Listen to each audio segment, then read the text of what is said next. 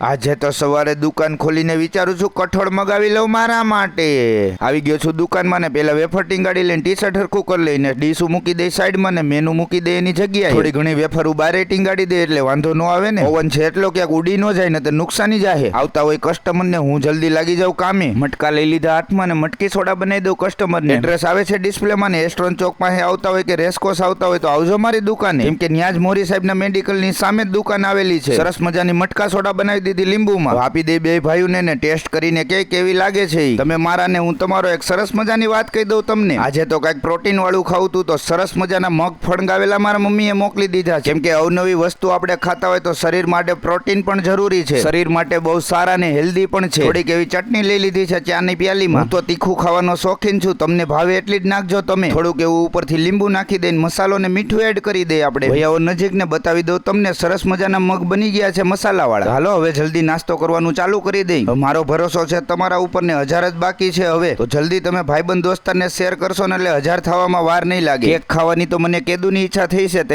Cake કાપી નાખીએ આપણે. હાલો તેજસ ગોહિલની સાથે ફોલો કરતા જાજો મને. Bye bye.